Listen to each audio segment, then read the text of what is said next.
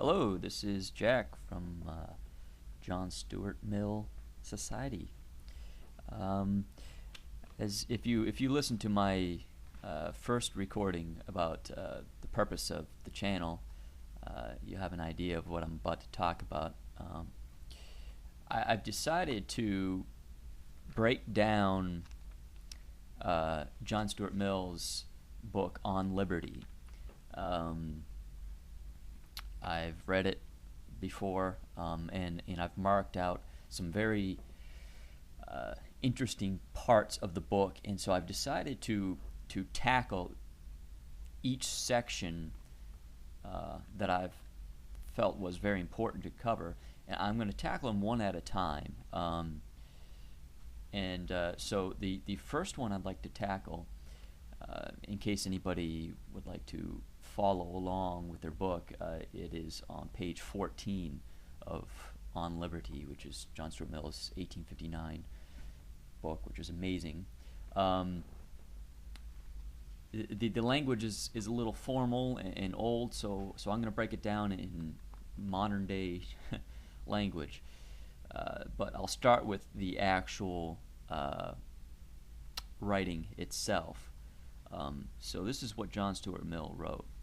It says, "But the peculiar evil of silencing the expression of an opinion is that it is robbing the human race, posterity as well as the existing generation. Those who dissent from the opinion still more than those who hold it. If the opinion is right, they are deprived of the opportunity of exchanging error for truth. If wrong, they lose what is almost as great a benefit, the clearer perception and livelier impression of truth, produced by its collision with error. It is necessary to consider separately these two hypotheses, each of which has a distinctive branch of the argument corresponding to it.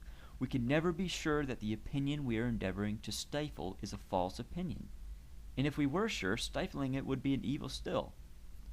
So that's what he said. Now let's break that down. I understand it might seem a little confusing. So he's saying that no matter what somebody is saying, it should never be stifled. You don't know what they're saying is if it's true or not. You might be quite sure, but you don't know. So, and even if you do know, what right do you have, going to his last point, and even if we were sure, stifling it would be an evil still. He's saying, well, even if you are 100% sure, as if you could be, what right do you have to silence that person? You don't have any right to silence somebody from speaking their mind. So that's what he's saying at the end there. He says, it's a peculiar evil of silencing the expression of opinion. It's robbing the human race, posterity as well as the existing generation. Posterity meaning future generations. So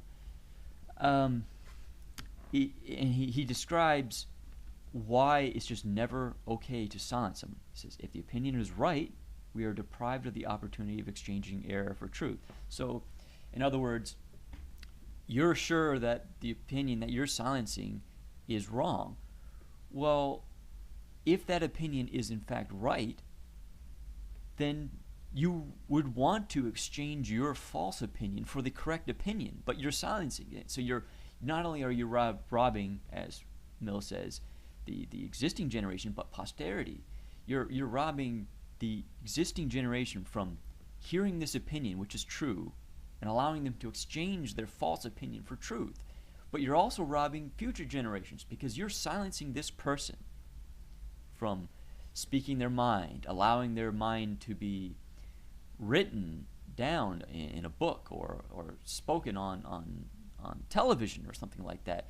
So future generations could read or hear this view.